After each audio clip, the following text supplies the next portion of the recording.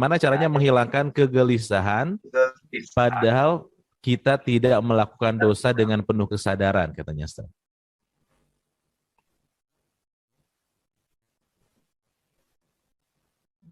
Ala bidzikrillahi tatma'innul qulub. Dengan banyak berzikir hati akan tenang.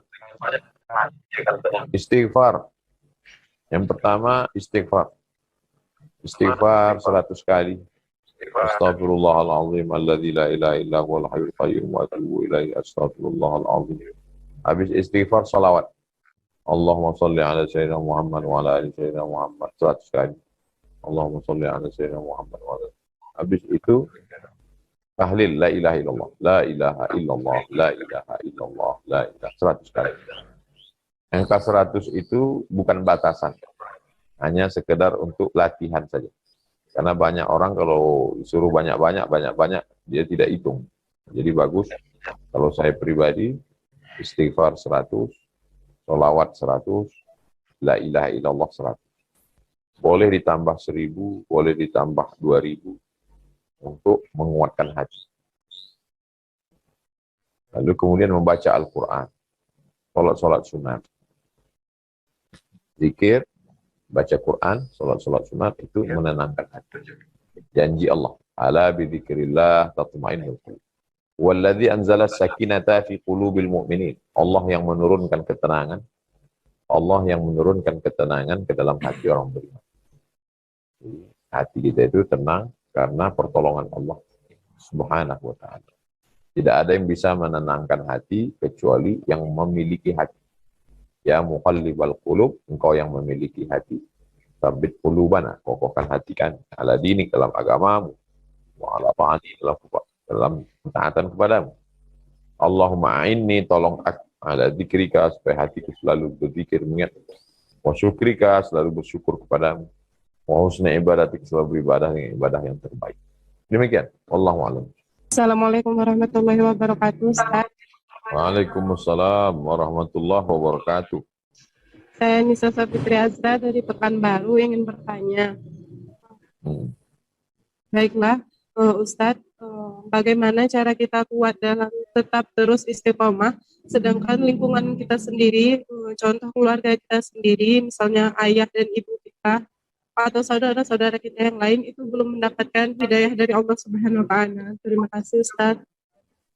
Yang pertama mesti berjamaah. Alaikum bil jamaah, hendaklah berjamaah. Jadi kalau keluarganya belum hijrah, maka berjamaah dengan sahabat-sahabat yang sudah hijrah. Ada kajian. Yang tidak bisa keluar rumah, kajian online, seperti yang kita lakukan hari ini. Nah, jadi lingkungan kita ini ada 3. Yang pertama lingkungan rumah, yang kedua lingkungan kerja, yang ketiga lingkungan sosial media. Lingkungan sosial media itu friend-friend kita di Facebook, di Instagram, di Twitter, itu kira-kira apakah yang menolong kita ke agama atau tidak. Kalau yang tidak menolong, mohon maaf, ditinggalkan aja dulu, karena kita mati juga, mereka tidak bisa tolong kita. Lingkungan tempat tinggal kita, dekat dengan jamaah di masjid, biasanya pengajian ibu-ibu, anak-anak perempuan pasti ada. Kemudian lingkungan di tempat bekerja. Kalau masih kuliah, lingkungan kampus. Nah, ini juga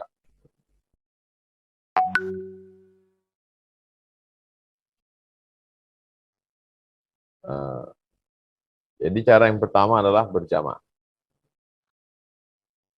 Bagi yang sudah hijrah. Jadi titik awalnya sebenarnya adalah hijrah. Setelah hijrah berjamaah. Setelah berjamaah pasti istiqomah. Setelah istiqomah, hadiahnya husnul khatimah. Jadi 4 sepaket. Itu tidak bisa ditinggalkan. Hijrah. Banyak yang hijrah tapi goyang karena tidak berjamaah. Hijrah, berjamaah, istiqomah. Kemudian husnul khatimah. Demikian. 4 sepaket. Masya Allah. Hijrah, berjamaah, istiqomah dan husnul khotimah. Masya Allah, Ustaz Agus. Baik, di sini ada pertanyaan, Ustaz. Intinya adalah ada kewajiban untuk membayar fidyah, tapi belum memiliki rezekinya atau belum memiliki uangnya untuk membayar fidyah tersebut. Apa yang harus dilakukan, Ustaz? Ini seorang ibu yang bertanya. Dalam Islam orang yang punya kemampuan, maka ada standarnya kalau dia punya kemampuan dalam setahun 85 gram emas, lebih kurang 85 juta, berarti dia kena bayar zakat. Kalau dia menanam padi, 520 kilogram bersih, beras, kalau pakai irigasi, potong biaya operasional 5%. Kalau pakai tada hujan 10%. Jadi ibadah ini ada aturannya. Jadi kalau dia fakir, miskin, dia tidak wajib bayar. Ada orang ketika azan maghrib, waktu wajib bayar zakat fitrah itu kan maghrib. Begitu azan maghrib berkumandang malam takbir, itu dia wajib bayar zakat fitrah. Dia miskin. Lalu kemudian jam 12 malam, tiba-tiba di rumahnya sudah terkumpul 3 karung beras. Orang bayar zakat fitrah ke dia. Maka malam itu juga dia bayar zakat fitrah, atau besok pagi sebelum khatib naik mimbar. Karena malam itu dia sudah mampu. Nah, jadi kalau ibu tidak mampu membayar fidyah, maka ibu tidak bayar. Tidak merasa berdosa, justru ibu yang menerima zakat. Karena ibu mustahik, orang yang berhak menerima zakat. Mustahik jangan merasa hina menerima zakat, karena itu hak dia. Muzaki jangan merasa bangga, karena itu kewajibanmu. Muzaki diuji dengan hartanya, maka sabarlah mengeluarkan harta. Mustahik diuji dengan kesabarannya, dengan kesusahannya. Jadi jangan merasa hina. Kalau ke masjid mengambil zakat, tidak sedang mengemis. Ini hak saya. Yang memberi hak ini Allah. Dan orang yang berzakat juga jangan merasa, saya sudah tolong kamu. Enggak, kamu tidak tolong siapa-siapa. Kamu wajib membayar zakat. Yang mewajibkan itu Allah. Jadi kalau orang miskin ngerti agama, dia tidak merasa hina. Orang kaya merisi agama, dia tidak merasa sombong. Karena dua-duanya dalam aturan Allah. Yang kaya itu juga sedang diuji dengan kekayaannya. Jangan sangka orang miskin, kamu sabar ya, kamu diuji dengan kemiskinanmu. Kamu juga kaya, kamu sedang diuji dengan kekayaanmu. Demikian memahami Islam. Wallahu a'lam. Baik, alhamdulillah. Ya, pertanyaannya ini tentang apakah ciri-ciri orang yang berhasil di bulan suci Ramadan dan juga mendapatkan Lailatul Qadar di bulan Syawal ini, Ustaz? Allah tidak beritahu siapa yang dapat taubat nasuha. Allah tidak beritahu siapa yang dapat haji mabrur. Allah tidak beritahu siapa yang dapat sholat usta. Allah tidak beritahu siapa yang dapat Lailatul Qadar. Allah tidak beritahu siapa yang dapat doa mustajab. Kenapa Allah tidak beritahu? Supaya kita senantiasa berharap. Kalau tidak, kita sudah sombong. Sudah dapat Lailatul Qadar. Tapi ciri-cirinya ada. Di antaranya adalah ada perubahan. Orang yang dapat taubat nasuha berubah. Orang yang dapat haji mabrur berubah. Orang yang dapat Lailatul Qadar berubah. Dulu hatinya risau, sekarang tenang. Dulu orangnya bakhil, pelit, sekarang dermawan. Dulu orangnya kasar, sekarang lembut. Ada perubahan. Mudah-mudahan Ramadan ini membawa perubahan diri kita. Demikian. Wallahu a'lam. Amin ya rabbal alamin. Tentang bagaimana kita memperlakukan orang tua kita yang tidak seiman dengan kita apabila sudah meninggal. Apakah ada hal yang bisa kita lakukan, Ustaz? Ya. Wa in jahadaka ala an tusyrika bima laysa laka bihi ilmun. Kalau kedua orang tuamu memaksamu untuk mempersekutukan aku, kata Allah. Artinya orang tuanya beda agama. Betul. Orang tuanya beda agama memaksa untuk melakukan perbuatan yang mempersekutukan Allah, mensyirikkan Allah. Fala tuti'huma, maka tidak boleh patuh pada orang tua. Wa sahibhuma fid dunya ma'rufa, tapi tetaplah bergaul dengan baik. Ini ayat ini pahami baik-baik. Jangan patuh, tapi tetap bergaul dengan baik. Jangan karena ingin bergaul dengan baik lalu patuh, salah. Jangan karena tidak patuh lalu tidak bergaul dengan baik, pun salah. Ayah, ibu, masalah ikut ibadahmu, aku tidak mau. Tapi masalah bergaul dengan baik, itu ajaran agama. Jadi mesti ada ketegasan di sana. Jangan buat orang tua kehilangan anak. Bagi saudaraku yang mu'alaf yang masuk Islam, jangan setelah kau masuk Islam, orang tuamu kehilangan kamu. Islam justru membuat orang tuamu jadi dapat anak yang baru, lebih baik, lebih sopan, lebih lembut, lebih dermawan. Belikan bajunya, belikan pakaiannya. Kalau uangmu banyak, belikan mobil, belikan perhiasan. Sehingga dia melihat anaknya berubah. Setelah masuk Islam, anakku jadi lebih baik. Anakku jadi lebih dermawan. Anakku jadi lebih berbakti. Begitu juga dengan menantu. Dulu kusangka kalau anakku masuk Islam, aku kehilangan anak. Ternyata setelah masuk Islam, anakku sekarang 2. Anakku jadi baik, menantuku juga baik luar biasa. Itu dakwah daripada kamu ceramah. Jangan ceramahi orang tuamu. Ceramahi dengan perbuatan, budi pekerti. Kalau dia sudah meninggal dunia, maka nastighfaru Ibrahim li abihi illa an mau'idati wa'adaha iyyah. Nabi Ibrahim meminta ampun untuk ayahnya karena janji. Falamma tabayyana lahu annahu aduwwun lillah tabarra'a min. Ketika sudah jelas bahwa ayahnya itu kafir, musuh Allah, dia pun melepaskan diri. Artinya tidak boleh mendoakan orang tua yang sudah meninggal dunia, doa minta ampunkan dosanya. Karena dia tidak Islam. Doanya, ya Allah ini hambamu, kuserahkan dia padamu. Itu saja. Demikian. Wallahu a'lam. Baik, itu jadi ini hambamu kuserahkan kepadamu, itu doanya, Ustaz ya. Baik. Dari Bapak Asnawi, pertanyaannya, boleh tidak uang zakat mal sebagian diperuntukkan untuk keperluan operasional masjid, Ustaz? Innama sadaqatu lil fuqara wal masakin wal amilina 'alaiha wal mu'allafati qulubuhum wal gharimin wa fi sabilillah wa ibnis sabil. Innama sadaqatu lil fuqara wal masakin wal amilina 'alaiha wal mu'allafati qulubuhum wa fir riqab wal gharimin wa fi sabilillah wa ibnis sabil. Masjid ini masuknya kemana? Masjid masuknya ke fisabilillah. Jadi kalau nanti ada orang bertanya, masjid masuknya ke dalam fisabilillah. Menolong agama Allah. Pendapat siapa itu? Itu pendapat Imam Fakhruddin Ar-Razi. Yang dikutip oleh Syekh Atiyah Sokar dalam Fatwa Al-Azhar. Masjid, sekolah agama, guru agama, masuknya dalam fisabilillah. Demikian. Wallahu a'lam. Ini tentang pernikahan, Ustaz, pertanyaannya. Tetapi katanya ingin menikah tapi selalu banyak cobaan, kehilangan pekerjaan dan lain sebagainya. Bagaimana bisa melalui ujian-ujian tersebut dan tetap teguh istiqomah di jalan Allah Subhanahu wa taala, Ustaz?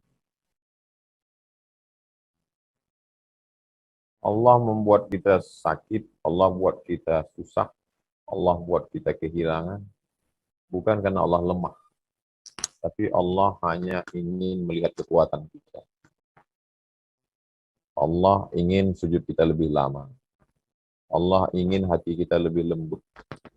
Tidak ada yang sulit bagi Allah.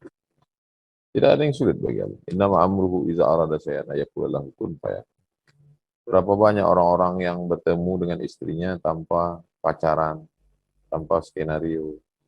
Langkah rezeki pertemuan maut hanya kuasa Allah. Allah cuma minta satu. Fali'budu rabb hadzal bait. Banyak-banyak ibadah. Fali'budu rabb hadzal bait. Banyak-banyak ibadah. Kalau banyak ibadah, dia balas 2. Alladzi at'amahum min ju'. Kalau perutmu lapar, dia kasih kau kenyang. Wa amanahum min khauf. Kalau kau cemas, kau takut, amanahum. Dia kasih kau tenang. Dia minta satu, dia kasih 2. Innama yuwaffas sabiruna ajrahum bighairi hisab. Orang yang sabar, Allah akan berikan balasan. Jangan sampai kehilangan kekuatan. Kekuatan kita Allah. Hasbunallahu wa ni'mal wakil. Ni'mal maula wa ni'man nasir. Wala haula wala quwata illa billahil aliyyil azim. Rezeki tidak salah alamat. Jodoh tidak mungkin diambil orang.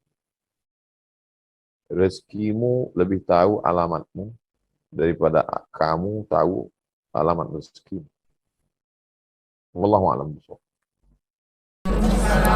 Bagaimana sikap kita kepada orang yang mendiami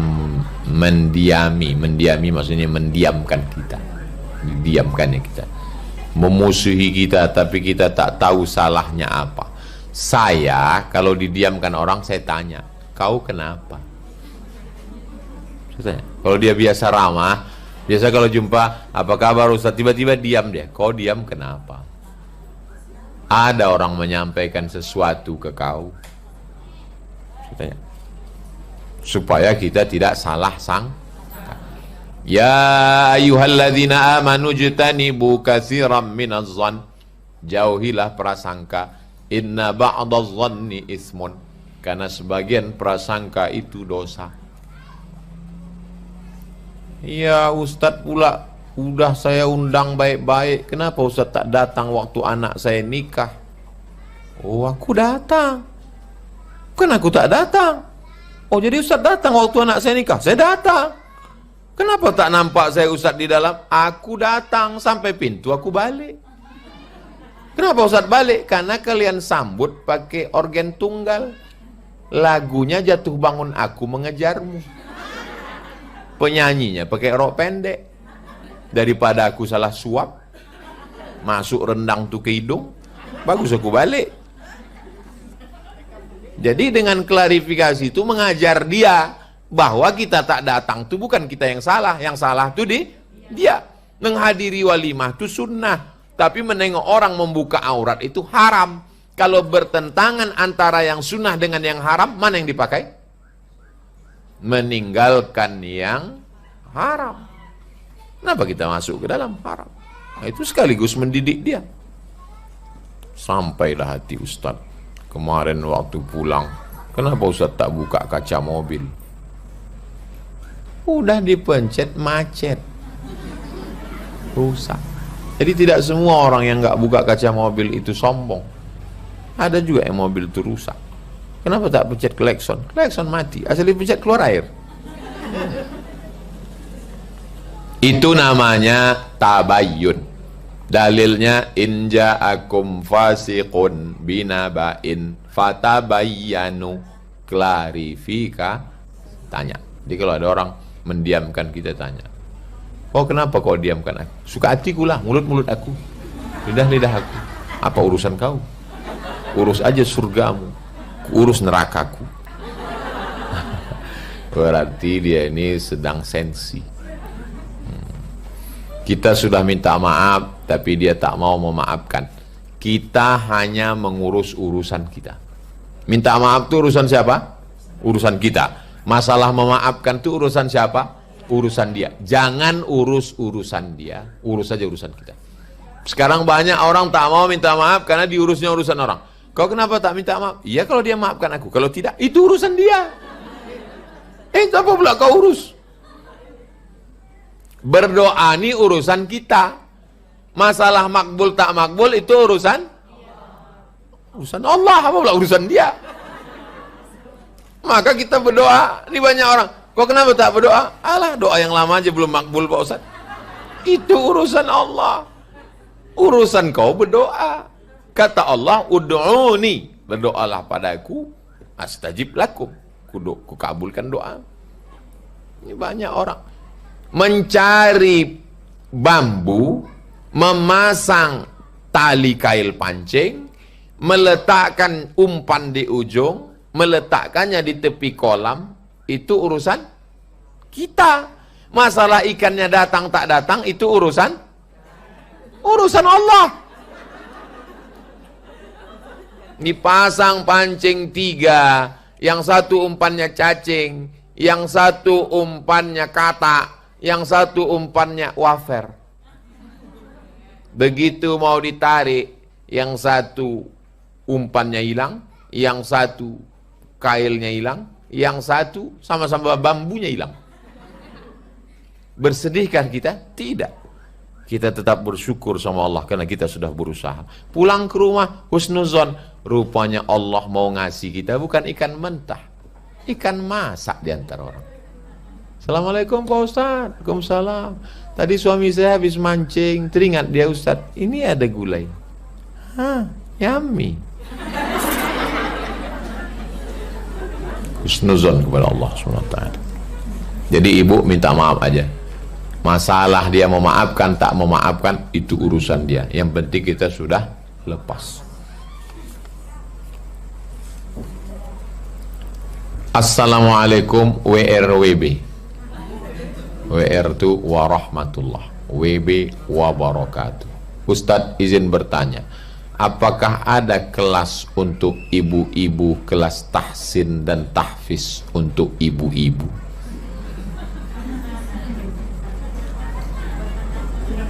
Apakah ada kelas untuk ibu-ibu, kelas tahfiz dan tahsin? Malam di sini dari maghrib ke isya kan ada kelas anak-anak. Nah, oma-oma ini kalau mau nyetor nanti dimintakan ke Ustazah Fatimah sama ustazah-ustazah supaya sekarang belum ada lagi disediakan untuk kelas tahsin dan tahfiz. Tahsin memperbaiki bacaan. Min qablikum. Ibu perempuan, gurunya ustazah. Jangan guru laki-laki. Nanti ditengok guru tuh bibir ibu. Bibirnya biasa aja, lipstiknya 2 inci.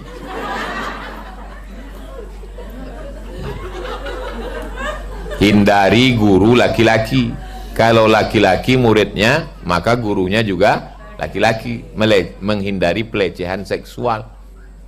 Tapi ustadz laki-laki, kami perempuan. Ini pengajian umum. Kalau tahsin ini kan berdua. Nengok. Nah.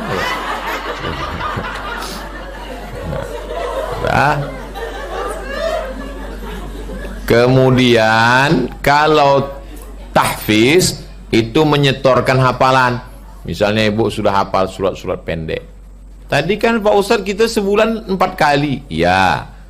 Jumat pertama akidah Ustadz Al-Nob Dinar. Jumat kedua Ustadz Somad, kitab At-Targhib wa Tarhib. Jumat ketiga akhlak Ustadz Zul Ikrami. Jumat keempat Ustadz Adam Malik Indra fikih. Jumat kelima tahsin. Ibu perbaiki bacaan ibu. Ada 5 ustazah.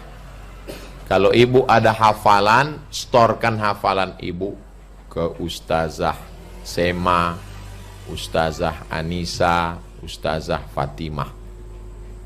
Kami ada hafalan Ustazah, boleh kami nyetorkan, silakan. Berapa halaman bu? Cuman 2 baris saja.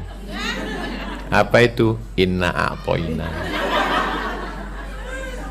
Itu namanya bukan tahfiz, tahsin. Inna kurang dalam bu. Inna a'taina. Apa pula tai? Po. Inna a'taina kal kausar. Apa pula sa? Sa. Inna a'taina kal kausar. Mana pula r? Dia tebal, tafkhim. Inna a'taina kal kausar. Fasolli, bukan so. Fasolli li rabb. Tak ada ro. Fasolli li rabbika wanhar. Inna sya, bukan itu pakai hunnah. Inna sya, inna sa. Pula sa, shin itu. Inna syani aka huwal abtar. Siapa yang memusuhimu, dialah yang akan terputus. Jadi kalau ibu punya tetangga, punya orang jahat, bacakan itu. Inna syani'aka huwal abtar. Siapa yang memusuhimu, dialah yang akan terputus. Maka putuslah dia. Untuk sementara di Jumat kelima itu nanti ibu tahsin, memperbaiki bacaan. Tapi jangan gara-gara tahsin lalu tak datang. Datang aja tahsin.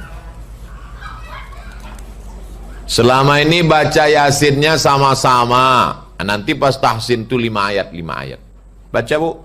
Bismillahirrahmanirrahim. Yasin wal Qur'anil Hakim. Innaka laminal mursalin ala siratim mustaqim. Tanzilal azizir rahim. Ibu 5 ayat. Nggak pandai ya. Jangan ketawakan. Tak boleh mengejek orang.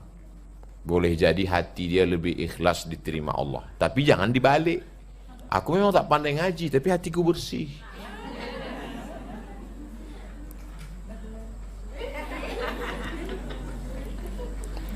Nah, jadi nanti ibu yang mau menyetorkan hafalan minta waktu sama ustazah, akan dibuatkannya program untuk ibu-ibu. Kita mau kampung kita ini menjadi kampung Quran. Pesantren yang tak pakai dinding, tak pakai pintu gerbang. Santrinya semua. Anak-anak dari maghrib ke isya. Oma-oma sore Jumat.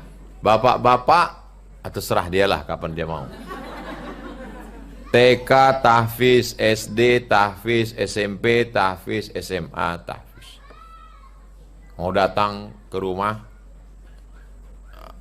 sekarang karena masih banyak tukang tutup. Nanti kalau udah tukang selesai rapi baru datang. Sekarang takut masuk pencuri pakai jilbab untuk membawa besi. Oke, masker. Buka berkumis. Nah, bukan tak menerima tamu, tapi kita buat. Apa itu Ustaz Somad itu? Hanya di TV warna aja. Tak pernah jumpa kami. Mobilnya aja lewat-lewat. Tak pernah temu. Oh, pembohong kau. Saya ada terus di sini tiap hari Jumat kedua. Kalau ada orang ngomong begitu, fitnah. Betul? Ibu-ibu yang ikut pengajian, buktinya ada. Pertanyaannya begini, Ustaz. Ada 2 ya. Pertama, apa tandanya hidup kita itu penuh keberkahan? Kemudian yang kedua, bagaimana cara mengikhlaskan sesuatu yang seharusnya menjadi hak kita, ya? Atau mungkin karena belum menjadi milik kita, tapi harus diikhlaskan bagaimana? Begitu, Ustaz. Tafadhol. Ada 2 pertanyaan. Bagaimana kita tahu bahwa sesuatu yang diberikan Allah itu berkah? Maka yang pertama, lihat manfaatnya terhadap 3. Manfaat terhadap diri sendiri, terhadap keluarga, terhadap umat. Misal kita diberi mobil. Mobil kita ini berkah atau laknat? Apa manfaatnya untuk diri sendiri? Makin rajin sholat berjamaah, berkah. Apa manfaatnya untuk keluarga? Lebih dekat dengan keluarga, berkah. Apa manfaatnya untuk umat? Dipakai untuk dakwah, dipakai untuk umat. Ketika acara di masjid, bingung mereka bagaimana transportasi. Jadi 3 ini kita ukurkan ke diri. Punya jabatan. Apakah dengan punya jabatan ini kita menjadi lebih baik? Kalau iya, berarti berkah. Kepada keluarga, anak, istri. Untuk umat, itu yang bisa mengukurnya diri kita sendiri. Jadi apapun yang kita miliki, uang, apakah dengan ada uang itu kita menjadi lebih baik dalam pandangan Allah? Atau justru dengan adanya uang, hati kita jadi lalai, maksiat kita jadi lancar? Untuk keluarga, untuk umat, 3. Diri pribadi, keluarga, dan umat. Kalau lebih baik, menurut pandangan Islam, berarti dia berkah. Kalau tidak, na'udzubillah, kita sedang dipermainkan dengan azab yang disebut dengan istidraj. Umur panjang, badan sehat, jabatan tinggi, uang banyak, harta berlimpah, tapi sebenarnya semakin membenamkan kita ke dalam azab. Itu namanya istidraj, azab yang tertunda. Na'udzubillah. Yang kedua adalah bagaimana kita mengikhlaskan. hati kita terhadap segala sesuatu. Konsepnya simple saja. Inna lillah wa inna ilaihi raji'un. Semuanya datang dari Allah dan akan kembali kepada Allah. Kehilangan harta benda, kehilangan orang tua, kehilangan jabatan, kehilangan popularitas, kehilangan harta. Kalau kita berprinsip ini dari Allah, dititipkan Allah sejenak, lalu Allah ambil lagi, maka kita akan plong, kita akan lepas. Kalau tidak, kita hanya akan menambah penyiksaan terhadap diri sendiri. Kenapa begini, kenapa begini, kenapa begini. Semakin besar rasa memiliki, semakin besar rasa tersiksa ketika dia hilang. Semakin kuat perasaan kita merasa bahwa ini punya kita, maka semakin dalam sakitnya ketika dia tercabut. Karena akarnya sudah mengakar ke dalam jantung. Makanya prinsipnya kata Imam Malik, hartaku itu hanya sampai di ujung jari, tidak sampai ke ujung hati. Tapi itu kan mengucapkannya yang mudah. Bagaimana mengamalkannya? Maka kita ditolong dengan memperbanyak ibadah. Perbanyak sholat sunat, perbanyak puasa sunat, perbanyak zikir. Maka kalau itu kita perbanyak, Allah yang akan menolong hati kita. At'amahum min ju', kalau kau lapar Allah kenyangkan. Wa amanahum min khauf, kalau kau ada rasa cemas, rasa takut, rasa gundah gulana, rasa galau. Kemudian ini ada pertanyaan kedua, Ustaz, ya, dari saudari Marni, ya. Pertanyaannya, bagaimana kita sebagai hamba dapat meraih keberkahan dunia dan akhirat serta menyelaraskan keduanya di era saat ini dengan berbagai macam kendala dan juga keterbatasan yang berbeda-beda, baik keterbatasan waktu, finansial, ataupun kondisi kehidupan lainnya. Tafadhol, Ustaz. Yang pertama mesti diluruskan pemahaman, mindset. Orang menganggap yang namanya akhirat itu hanya dikejar dengan sholat, zikir, baca Quran. Akhirnya dia meninggalkan ekonomi, meninggalkan politik, meninggalkan yang dia anggap, ini dunia semua ini. Memperjuangkan bank muamalah, ini dunia ini.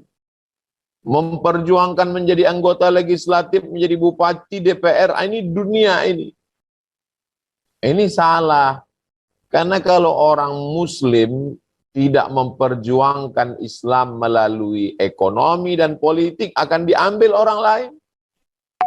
Kenapa Islam ini hebat pada masa Bani Umayyah, Bani Abbasiyah, Kesultanan Turki Utsmani, Muhammad Al-Fatih, bisa menyeberang sampai ke Andalusia 700 tahun di Spanyol, karena menguasai politik dan ekonomi. Ini sekarang umat kalau sudah hijrah, kalau sudah taubat, ngaji, zikir, baca Quran, sholat. PNS haram. Masuk polisi nggak mau. Jadi tentara nggak mau. Jadi pengacara nggak mau.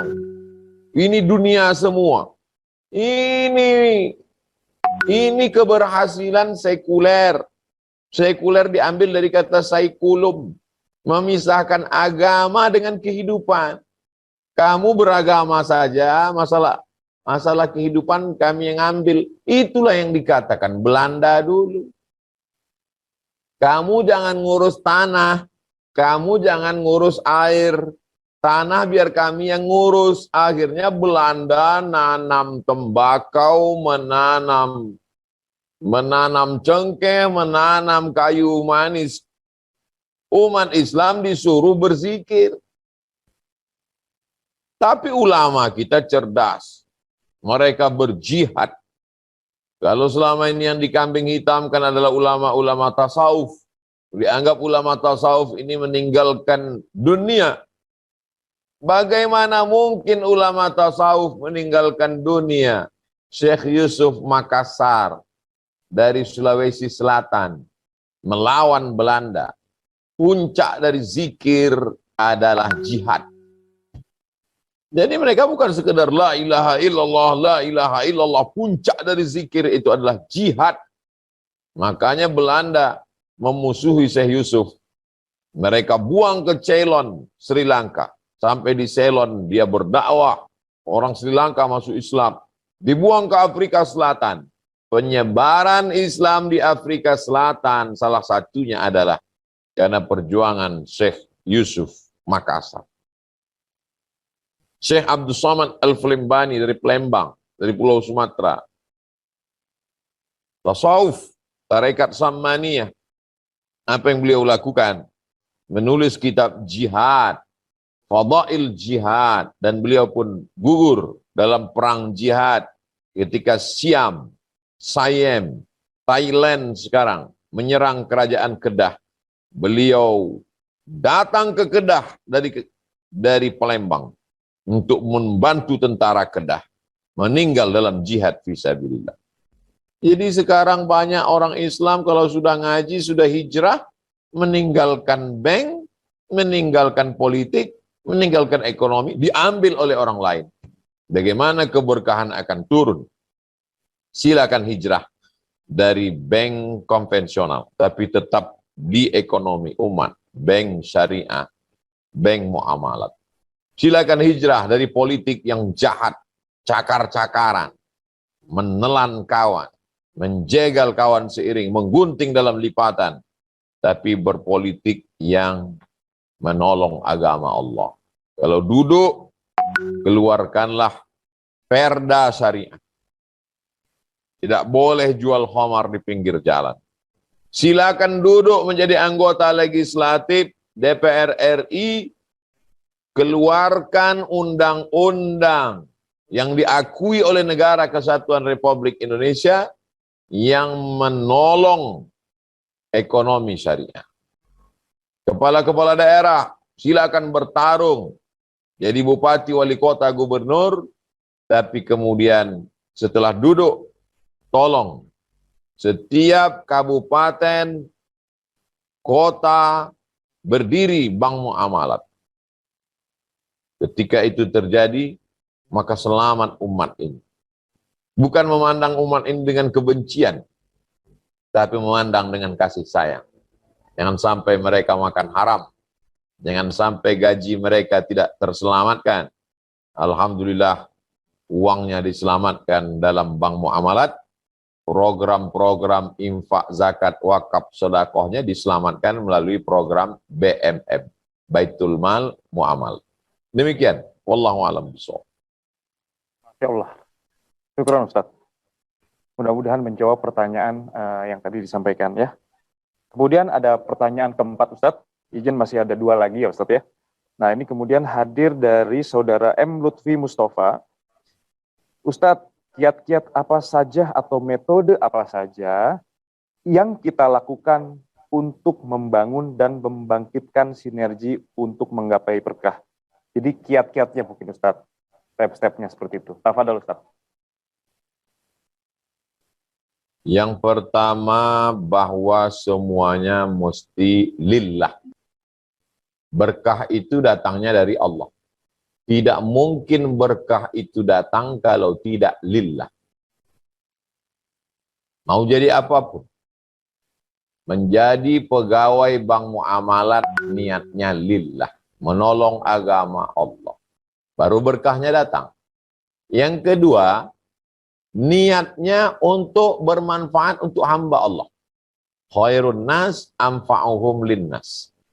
Kamu mau apa sekolah ini? Saya mau sekolah ini nanti mau jadi pakar pertanian.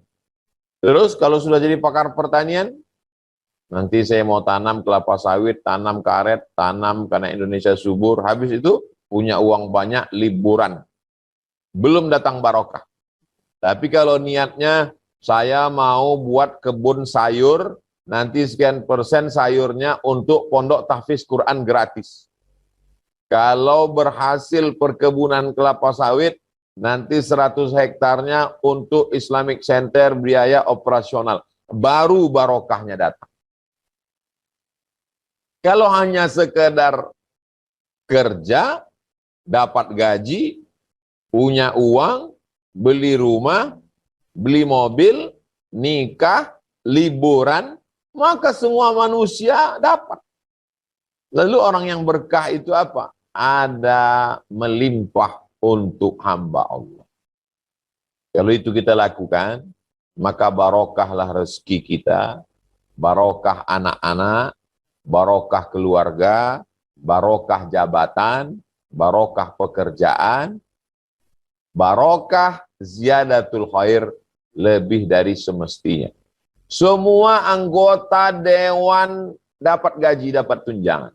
Tapi anggota DPR RI yang memperjuangkan payung hukum sehingga berdirinya bank muamalat, barokahnya sampai hari kiamat.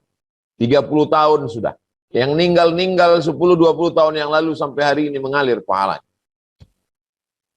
Semua pejabat-pejabat, menteri-menteri, presiden-presiden dapat rumah dinas, dapat mobil dinas, dapat gaji. Mati, meninggal, putus.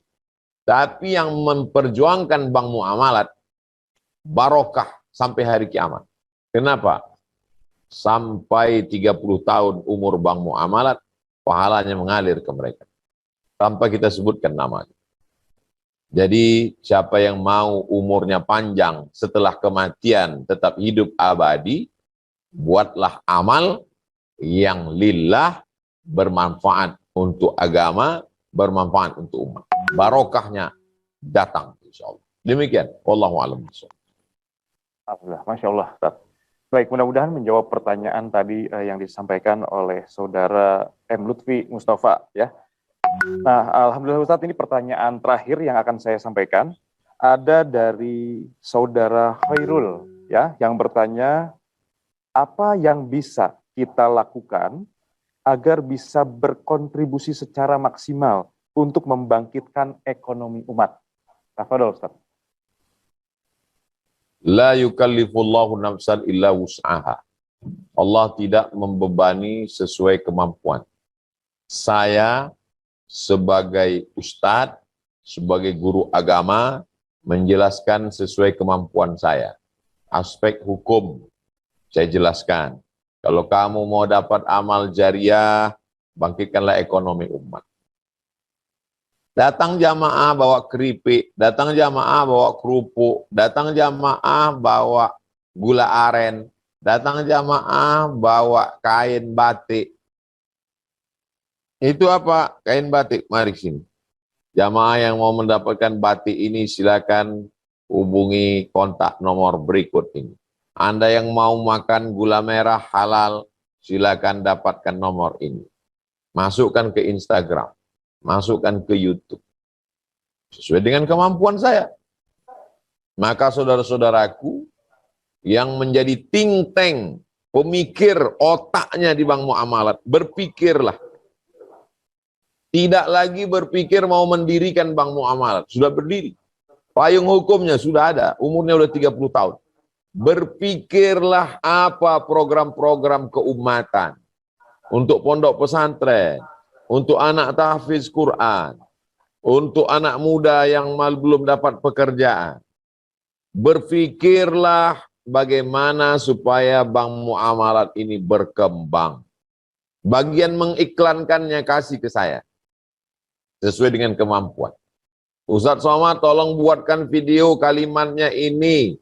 Nanti kirimkan 2 menit, 3 menit. Tolong share ke grup-grup nasional. Tolong upload ke Instagram. Tolong upload ke channel YouTube. Kita support. Kita semua akan diminta tanggung jawab di hadapan Allah Subhanahu wa Ta'ala. Berapa tinggi jabatan di bank muamalat? Berapa lama bekerja di bank muamalat? Apa yang sudah dilahirkan untuk bank muamalat? Apakah menghidupi bank muamalat atau justru mencari kehidupan di bank muamalat? Ini dalam skop bank muamalat, lingkungan kita dulu. Adapun para nasabah secara umum, maka berpikirlah Di sini ada bisnismen, ada para pengusaha, ada orang-orang yang diberikan Allah amanah jabatan. Coba bertanya, kalau aku mati, jabatan ini akan berhenti, hartaku tinggal, yang mengalir itu apa? Kira-kira yang mengalir itu apa? Ma'akal tafa'afnaita, uang gaji yang kau makan busuk menjadi pengisi septic tank. Wa malabista fa'ablaita, yang kau belikan ke peci, ke baju, ke jam tangan, ke cincin, ke mobil, pesawat pribadi, tinggal hanya akan menjadi rebutan ahli waris. Wa mata saddaqta, yang kau pakai menolong agama Allah, kontribusi pemikiran, tanda tangan keputusan, itulah yang akan menjadi amal jariah, menolong di alam barzah, melapangkan alam kubur, tetesan embun di tengah gurun pasir panas setelah mati menghadap Allah Subhanahu wa taala. Demikian, wallahu a'lam bishawab. Kepada yang terhormat KPBP Ustadz ADST. Ini singkat-singkat aja sekarang. Saya Makcik di Tugu Mulyo sangat ingin bertanya tentang hal ini. Kalau baca Quran, mana seharusnya yang pantas dipegang? Tangan kanan apakah Al-Quran, apakah mic-nya?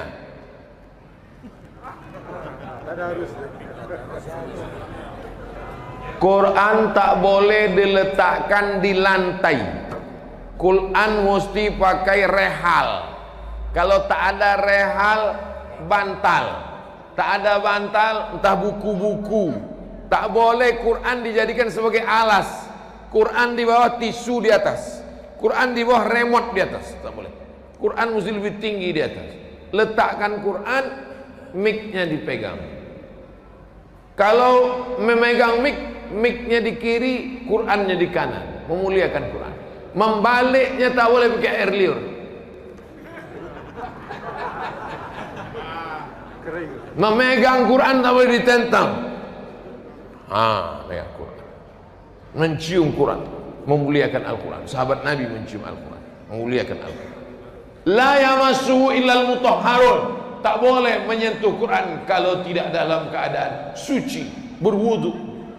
Tapi kalau Quran itu ada terjemahnya, lebih banyak terjemahnya daripada ayatnya, maka boleh dipegang. Ini tentang masalah adab kepada Al-Quran. Ini anak-anak kita mesti diajarkan. Kalau tidak nanti dia tak beradab. Al-adab fawqal ilmi. Ada orang berilmu tapi tak beradab, rusak ilmunya. Maka yang paling tinggi adalah lebih dahulu mendahulukan adab. Ustaz Somad cerita adab, dia sendiri tak beradab. Ustaz duduk di atas, orang tua banyak di bawah. Karena biar supaya nampak oleh kamera di belakang.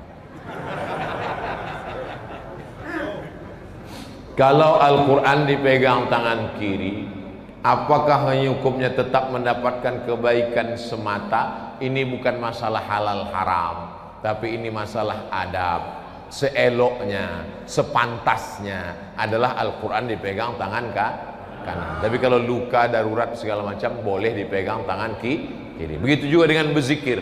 Subhanallah, subhanallah, subhanallah, subhanallah, alhamdulillah, kanan. Kiri untuk cebok. Tapi ada pula orang, aku berzikir tangan kanan. Kenapa? Aku tangan kanan yang cebok katanya. Lain. Kidal busuk. Al-Quran dipegang tangan kiri, tangan kanan yang nganggur. Apakah tetap mendapat kebaikan? Lebih baik pakai tangan kanan. Iza akala ahadukum falyakul biyamini. Kalau kamu makan, makanlah pakai tangan kanan. Wa idza syariba ahadukum falyashrab biyamini. Kalau kamu minum, minumlah pakai tangan kanan. Fa inna syaitana ya'kulu bishimali. Karena setan makan pakai tangan kiri dan minum pun pakai tangan kiri. Anak-anak kita yang kidal biasakan pakai kanan. Kanannya mana? Kanannya mana? Kanan. Nah. Ini diketik. Masya Allah. Bismillahirrahmanirrahim. Assalamualaikum Ustaz Abdul Somad dan Habib Mahdi. Salam kenal. Saya Pak Rizal Ashari. Semoga Ustaz dan Habib selalu dalam lindungan Allah. Amin. tolong sampaikan salam saya untuk Buya Yahya. Assalamualaikum Buya Yahya, ada salam dari Pak Rizal Ashari. Sampaikan salam saya kepada Ustadz Adi Hidayat. Assalamualaikum Ustadz Adi Hidayat, ada salam dari Pak Rizal Ashari. Sampaikan kepada Habibana Rizik Sihab. Assalamualaikum Imam Besar Umat Islam Habib Rizik Sihab, ada salam dari Pak Rizal Ashari. Daripada saya tak sampaikan, bagus saya sampaikan sini. Mudah-mudahan orang itu nonton kan. Daripada kita berutang di dunia ini, di akhirat saya cari, bukan senang mencari dia di akhirat. Satu, apabila pemindahan kepala manusia ke badan manusia, donor tubuh, berjalan dengan sukses di masa yang akan datang, apa yang terjadi pada ruhnya? Ruh siapa yang hidup? Pemilik kepala atau pemilik tubuh? Ruh siapa yang akan dihisap? Ulama tidak menganjurkan membahas sesuatu yang belum terjadi. Ini akibat nonton film Face Off. Mukanya muka Nicolas Cage. Nicolas Cage itu kan bintangnya. Sama John Travolta. Jadi lalu kemudian nanti yang dihisab di akhirat Nicolas Cage apa John Travolta. Jadi ulama tidak menganjurkan membahas sesuatu yang belum terjadi, apalagi yang sifatnya khayalan. Lalu kemudian sama juga saya pernah ditanya, Ustaz Somad, ya nanti kalau kita jalan-jalan ke bulan, kiblatnya kemana? Saya bilang kiblatnya ke bumi, karena Ka'bah di bumi. Jangan pula kau menghadap ke Merkurius, Neptunus, Pluto dan Mars. Oke, tapi kalau mau dijawab juga, yang akan dihisab itu nanti mana? Maka yang tak berubah dan tak bertukar itu adalah ruh. Bagaimana dengan orang yang pakai katup jantung babi? Katup jantung manusia mahal, dan manusia dengan hewan yang paling mendekati adalah babi. Dipakai katup jantung babi. Apakah yang dihisab nanti babi? Tidak, ruh. Nanti yang wajahnya bertukar, tangannya yang ditukar, diganti kakinya, itu akan membalik lagi. Karena yang ini hancur dimakan cacing tanah. Lalu kemudian idzas sama'um fatarat, langit terbelah. Wa idzal kawakibun tasarat, planet bertabrakan. Wa idzal quburu bu'sirat, semua yang dikubur bangkit. Maka wajah kepala balik kepada pemiliknya, balik utuh. Dan kita semua utuh muda. Yang tua-tua tak masuk surga. Menangislah nenek-nenek, karena kata Nabi, la yadkhulul jannata ajuz, orang tua tak masuk surga. Nabi tersenyum, kata Nabi, bukan orang tua tak masuk surga, semua yang tua-tua ni balik muda, umurnya 30-33, macam saya ni lah, 30-33 masuk akal. Kenapa? Karena kalau masuk surga umur 80 dikasih kacang goreng, apa yang mau dikunyah? Mohon maaf Pak yang 80 nya. Masuk surga lah umur 90. Dikasih bidadari 2. Apa? Nengok aja. Allah ya. Surga itu kenikmatannya mala a'yunun ra'at, belum pernah ditengok mata, wala udhunun sami'at, belum pernah didengar telinga, wala khatara ala qalbi bashar, belum pernah terlintas di hati manusia. Jelas jawabannya? Yang tak jelas itu hubungan kita. 2. Apakah manusia, malaikat beberapa di bumi, tumbuhan, hewan, setan dan jin beberapa di bumi, cuma ada di planet bumi ini saja? Ada yang mengatakan di planet Mars hampir ada kehidupan, tapi tak ada oksigen, tanahnya tak bisa tumbuh. Makanya kita diingatkan Allah dalam surat An-Naba awal juz 30, alam naj'alil arda mihada, tidakkah kami jadikan bumi ini terhampar? Itu semua mengingatkan kita supaya kita bersyukur. Apalagi Republik Indonesia, alamnya gemah ripah, loh jenawi, tongkat dan batu jadi tanaman, hijau, untayan zamrud katulistiwa. Adapun tempat lain setelah mereka sampai tandus, kering, kerontang, tak ada oksigen, makanya mereka ke sana membawa oksigen, bernapas habis. Tapi pertanyaan Bapak ini berkualitas. Dari beribu berjuta miliar planet dan bintang di universe, apakah benar Allah cuma menciptakan semua yang saya sebut di atas sendirian di planet ini saja? Apakah di planet Mars itu ada manusia, jin, hewannya? Apakah di planet Merkurius, Neptunus, Pluto itu ada juga makhluk macam kita? Yang jelas dalam Quran disebutkan wa ma khalaqatul jinna wal insa. Cuman dua makhluk yang kuciptakan adalah jin dan manusia. Lalu bagaimana dengan alien? Bagaimana dengan Star Wars? Bagaimana dengan Ghost? Wa ma khalaqtul jinna wal insa. Kata Allah cuma dua makhluk yang dikasih amal, yang akan dihisab, yang akan masuk surga dan neraka. Lalu bagaimana manusia ini di mana? Inni ja'ilun fil ardi. Itu bunyi ayat. Inni ja'ilun fil ardi. Aku ciptakan di ardi. Tak ada disebutnya inni ja'ilun fil Mars wa Neptunus wa Merkurius wa Pluto.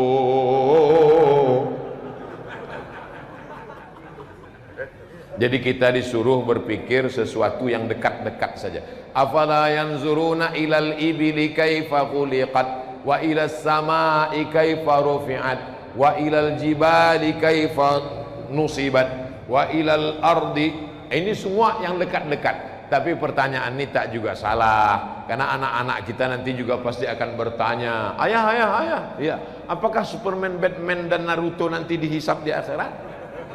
Iya nak, kalau dia masuk Islam. Kalau dia tak Islam, langsung masuk neraka jahanam. Mudah-mudahan amal kita ini menjadi amal soleh, istiqomah sampai akhir hayat. Tidak ada gunanya pengajian kalau tidak berubah menjadi amal. Tidak ada gunanya amal kalau tidak ikhlas. Tidak ada gunanya ikhlas kalau tidak ridho. Tidak datang ridho kalau tidak diridhoi Allah. Ridho Allah datang hanya pada orang yang ridho menerima ketetapan Allah Subhanahu wa ta'ala. Apakah salat yang ditinggalkan saat haid mesti diqadha? Hadisnya riwayat Aisyah, kunna nu'maru biqadha'i shaum wa lam nu'mar biqadha'i shalah. Kami disuruh mengganti puasa tapi tak disuruh mengganti salat. Kunna di situ kami. Kami yang ngomong Aisyah. Kalau Aisyah ngomong kami, laki-laki apa perempuan? Kami perempuan disuruh mengqadha puasa. Adapun sholat yang tinggal ketika dalam masa menstruasi tidak diqadha, tak diganti. Saya selalu bangun sholat tahajud tapi seringkali tertidur di tengah sholat sehingga lupa rakaat ataupun bacaan. Tapi saya selalu berusaha untuk bangun, Pak Ustaz. Apakah sholat saya diterima Allah Subhanahu wa ta'ala? Orang yang wajib sholat itu baligh berakal. Ada yang baligh tapi tak berakal, maka ini termasuk tak berakal, karena akalnya hilang. Orang yang akal hilang itu tiga: anin naim hatta yataqiz, orang tidur sampai bangun; anis sabi hatta yahtalim, anak kecil sampai akil baligh; anil majnun hatta yafiq, orang gila sampai sembuh. Jadi waktu mau mencuci muka wudhu itu, cuci bersih-bersih, gosok-gosok kepala ini, ayatnya jangan terlalu panjang. Udah tahu ngantuk berat, dibaca pula Yasin. Tidurlah. Baca qul huwallah, inna a'tayna wal asri. Nah itu. Tapi kalau qul huwallah pun tertidur juga, ini parah betul ini. Orang yang cepat, orang yang banyak tidur itu dua kemungkinan. Pertama, kurang gizi. Kedua, diganggu setan. Oleh sebab itu baca-baca banyak auzubillahi samil alim minasyaitonir rajim, auzubikalimatillahit tammati min kulli syaitani wa hamati wa min kulli ainil lammah. Untuk gizi banyak-banyak makan minyak ikan, banyak-banyak minum madu. Saya seorang bapak yang meninggal lebih dulu, maka istri menerima 1/8 hak istri sebagai istri almarhum. Harta bapak 1 miliar. Bapak meninggal lebih dulu. Meninggal bapak, maka ibu mendapat 125 juta 1/8. 875 dibagi kepada anak-anak yang lain ahli waris, anak laki-laki 2 kali bagian anak perempuan. Setelah itu anak lelaki almarhum meninggal. Apakah ibu dari anak laki-laki tersebut tetap mendapat 1/8? Tetap dapat 1/8, karena makna walakum nisfu ma taraka azwajukum illam yakul lahunna walad. Kamu dapat 1/8, walakum nisfu, kamu dapat setengah kalau istrimu tak ada anak. Fa in kana lahunna waladun, kalau dia melahirkan anak, falakumur rubu', kamu dapat 1/4. Walakumur rubu' illam yakul lahunna wa illam yakul lakum walad, kamu dapat 1/4 kalau tak ada anak. In kana lakum waladun, kalau ada anak, falahunna sumunu, kamu dapat 1/8. Maka tetap dapat 1/8. Sedangkan sebelumnya ibu sudah mendapatkan hak waris sebesar 1/8 dari almarhum suami. Setelah itu anak lelaki almarhum meninggal. Apakah ibu itu dapat harta warisan dari anaknya yang mati itu? Dapat 1/6. Fali ummihi sudus, fa in kana lahu ikhwatun fali ummihi sulus. Tapi kalau anak ini ada punya saudara, ibu dapat 1/3. Nah, ini tentang pembagian ibu kalau anaknya meninggal. Ibu kalau anak ibu meninggal dunia, ibu dapat 1/6. Istri dia, menantu ibu, dapat pula dari anak laki-laki ibu tadi. Nah, jadi dapat. Oh kok gitu dapat 2 kali dia Pak Ustaz? Itu makanya nak umur panjang. Asal mati orang dapat. Kalau ada hubungan waris. Mudah-mudahan kita panjang umur. Wah, banyak yang mau dapat lah. Ada kisah Imam Syafi'i menginap di rumah Imam Abdullah bin Hambal, dan putrinya melihat Imam Syafi'i tak sholat tahajud. Dijawab Imam Syafi'i karena memikirkan 7 masalah umat. Dalam kajian lain Ihya Ulumuddin ini nama kitab. Nama penulisnya Imam Abu Hamid Al-Ghazali, meninggalnya 505 Hijrah. Kitab yang paling bagus tentang psikologi Islam, tentang masalah hasad, masalah dengki, masalah busuk hati. Ini kitab Ihya Ulumuddin, bagus. Bahwa ibadah yang bersifat fardu ain lebih diutamakan dibanding fardu kifayah. Bagaimana pendapat Ustadz tentang hal tersebut? Ada kontradiktif antara perbuatan Imam Syafi'i dengan ucapan Imam Syafi'i. Katanya ibadah yang fardu ain lebih utama dibanding fardu kifayah. Sedangkan dalam riwayat kehidupannya dia tidak sholat tahajud karena memikirkan 7 masalah umat. Memikirkan masalah umat itu kan fardu kifayah. Sedangkan sholat tahajud sunat, bukan fardu ain. Tahajud bukan fardu ain, kecuali ditinggalkannya sholat wajib. Kok kenapa tak sholat wajib? Aku memikirkan umat nih sekarang. Nah, itu tak betul. Dan tidak pula tiap malam. Imam Syafi'i bukan tiap malam dia tak tahajud. Jadi ceritanya Imam Syafi'i bertamu ke rumah Imam Ahmad bin Hambal. Paginya ditanya sama anaknya, ya itu siapa ya? Kok aneh kawan ayah itu? Kenapa? Ada 3 aku lihat. Yang pertama, kuat kali makan dia, habis makanan. Yang kedua, dia tadi sholat subuh tidak wudhu. Yang ketiga, dia tak tahajud. Kata Imam Ahmad bin Hambal, itu Imam Syafi'i, guru saya. Imam Ahmad bin Hambal itu murid Imam Syafi'i ketika sedang berada di Baghdad, Irak. Imam Syafi'i meninggal 204, Imam Hambali meninggal 241. Ingat, ada 2 angka yang mirip, 204, 241. Kenapa dia sholat subuhnya tidak wudhu? Karena wudhu isyanya tak batal. Kenapa dia tak tahajud malam itu? Karena tahajud amal pribadi. Sedangkan ada amal mengalir setelah mati, yaitu amal jariah nulis buku. Tahajud kalau kita buat untuk kita sendiri, mati kita putus. Tapi kalau nulis buku, tapi jangan tiap malam nulis tak tahajud, sekali-sekali. Yang ketiga, kenapa makannya banyak? Karena makanan orang beriman itu obat. Nah, bapak ibu kalau banyak tadi makan, kalau ditanya, kok banyak kali makan? Ini obat. Cuman kadang orang yang 3 cerita ini, yang 1 itu aja ingat dia, yang 2 itu tak ingat. Makanan orang beriman itu, la ya'kulu ta'amaka illa taqiyun. Tidak ada yang memakan makananmu kecuali orang yang bertakwa. Yang menyiapkannya takwa, yang memakannya pun orang takwa. Semua yang saya makan di rumah ini, yang kita makan di rumah ini, jadi amal soleh. Kenapa? Karena orang beriman itu makan liyuqima sulbahu, untuk menegakkan tulang belakang. Asal udah tegak tulang belakang, stop. Jadi kalau bapak ibu nampak nanti saya makan ini, mau ambil ini, ambil ini. Ustaz kau banyak kali makan. Aku kalau tidak begini tak tegak tulang belakang. Boleh tak salat tahajud 10 menit sebelum azan subuh? Waktu tahajud dari sejak Isya sampai azan subuh. Jakarta subuhnya sekarang jam berapa? 4:06. Jam 4 salat tahajud sah. Tapi jangan tiap malam. Boleh sekali. Jam 4 udah berbunyi dah suara mengaji di masjid, boleh. Yang penting belum masuk waktu subuh. Saya tidak mengatakan azan. Saya tak mengatakan azan, belum masuk waktu subuh. Karena banyak juga sekarang muazin azannya setelah masuk beberapa saat, dia pun ketiduran juga. Boleh tak witir 1 rakaat Pak Ustaz? Sesikit-sikit witir 1 rakaat. 3, 5, 7, 9, 11. Habis. 11 paling banyak. Jadi kalau ada orang sholat witir 1 rakaat, sah. Tapi masa iya mau masuk surga 1 rakaat? Kalau saya tengok malaikat, berapa witir kau? 1, mak, sedikit kali kata malaikat. Pede kali kau masuk ke sini 1.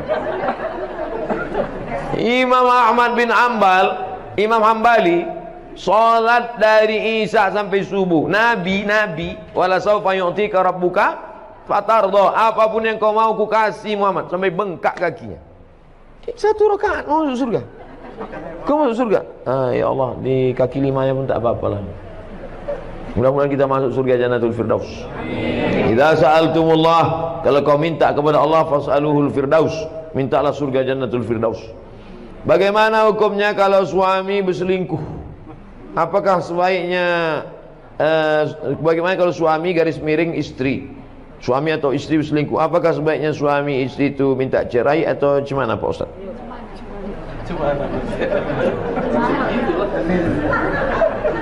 Jadi saya khutbah Jumat.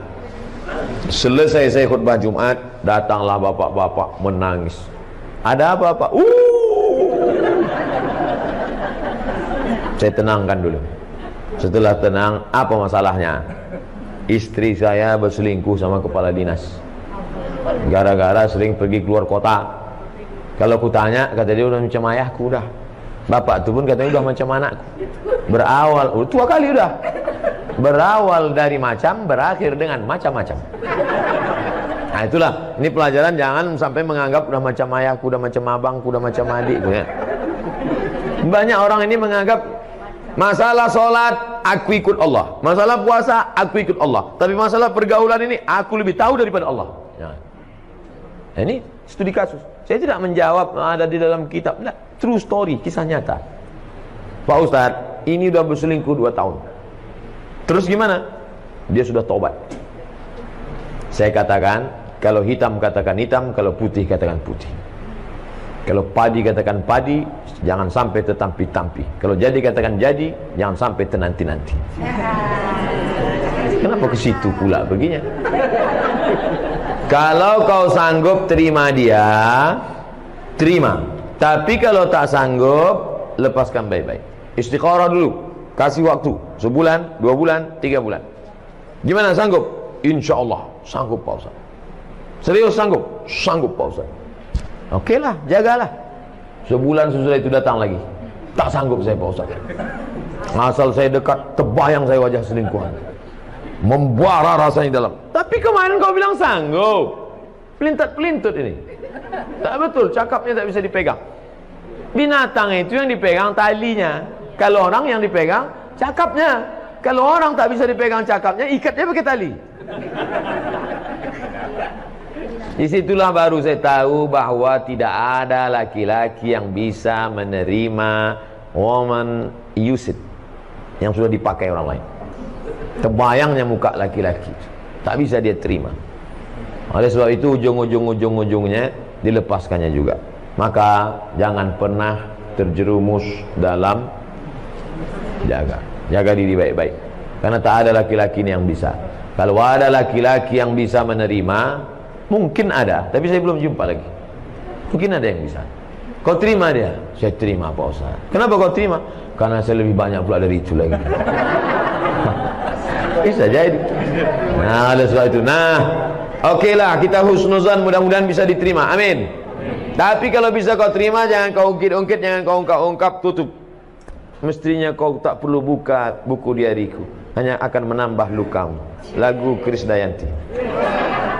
Nanti kalau mau upload tolong tutup itu. Oleh sebab itu maka kalau terima dengan baik. Tapi kalau tak terima, lepaskan dengan baik, sampaikan ke hakim. Hakim akan menjatuhkan talak. Hakim akan menjatuhkan talak. Tak bisa talak di rumah, hakim nanti akan menjatuhkan. Laki-laki menjatuhkan, tapi resminya menurut hukum, maka hakim. Oleh sebab itu maka mudah-mudahan kita terselamatkan dari perbuatan-perbuatan macam ini. Amin. Ya Rabbal Alamin.